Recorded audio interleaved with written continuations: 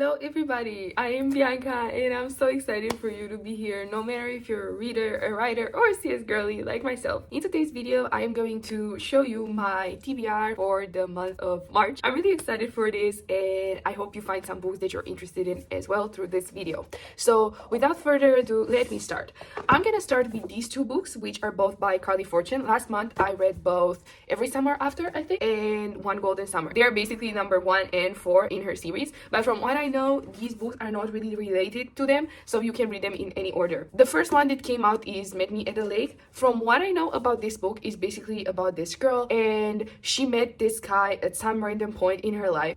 They spent one day together, but they had a blast. Like, they had so many things in common. They told each other about the things that they were scared of, the plans that they had, and everything. They basically were able to connect a lot on that day. They end up deciding to meet up at that same place again in a year. And she shows up, he doesn't. She's heartbroken about it, and she ends up continuously thinking about him for like years after that. In present time, she is working at her mother's lake resort, something like that, a resort that's like placed next to a lake, and she works there. Her ex also works there, so that's not really nice. And this guy ends up showing up again and he's like, yeah, I'm gonna help you with that. And you kind of see them falling in love through all of this. I believe this is this one.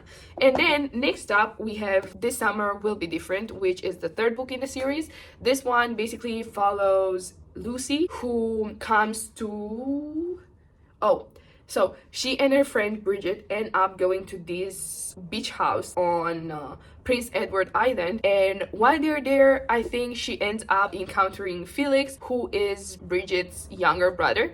But like, Lucy does not know that in the beginning. I think they end up, you know, spending the night together or something. She ends up finding about this afterwards, and her and Bridget go to this place like every single year, and she ends up hooking up with this guy, I think, or like, I don't know, you know, spending time with him, whatever, every single year.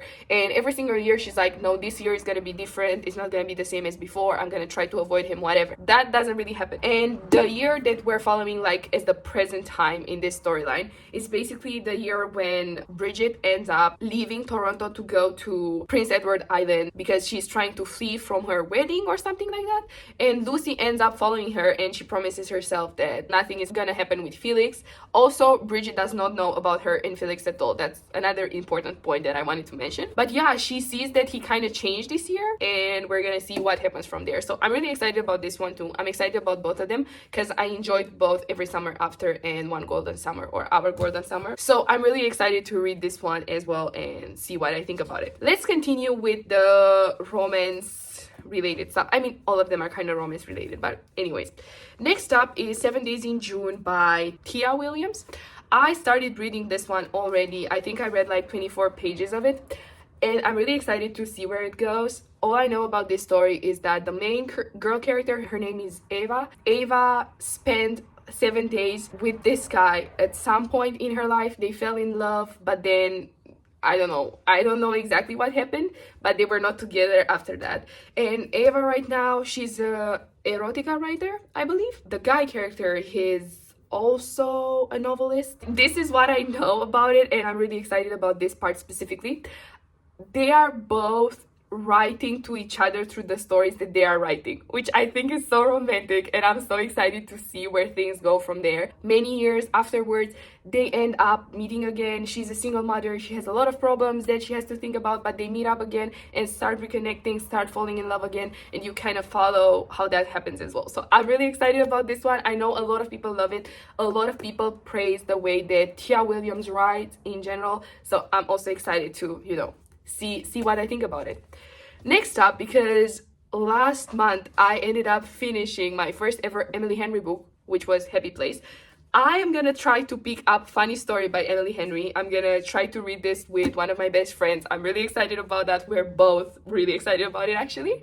And all I know about this story is that the main girl character and the main guy character, they both are left by their boyfriend slash girlfriend slash fiance, something like that, at around the same time, and they end up becoming like housemates, roommates because of that, and they have to, you know, try to navigate that together, and obviously they start falling in love.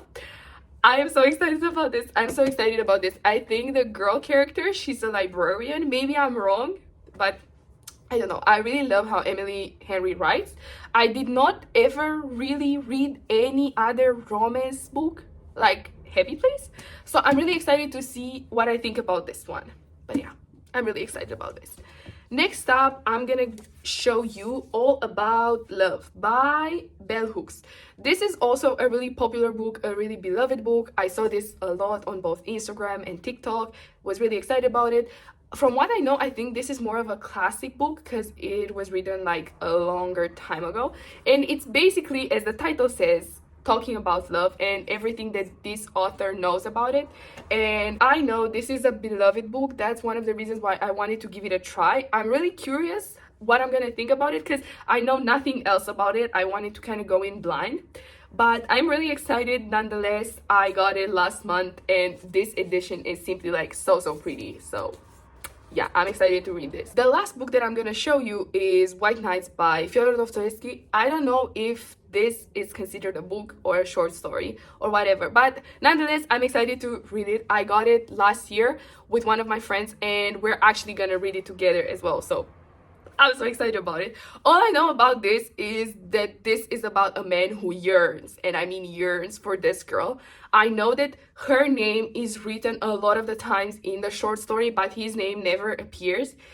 He's really, yeah, he's so in love with her. It's insane. Everybody says that. I'm really curious to see how I like it. I never read anything by Dostoevsky before. That's one of the reasons why I wanted to start with this one, because I think it's more like easier to get into, because I think this one is only 80 pages long and it's also like a small book, so obviously it's not gonna take a crazy amount of time to read it, I hope. But yeah, I'm so excited to read this one and see what I think about it. So yeah, these were all the books that I'm planning to read in the month of March. I don't know if I'm gonna read more or less, but we're gonna talk about that in the wrap up at the end of the month, obviously. I'm really happy that you guys decided to stay through all of this video. Let me know, what do you want to read in March? If you've read any of these books, what you thought of them, and yeah, let's discuss this again at the end of the month. Bye bye.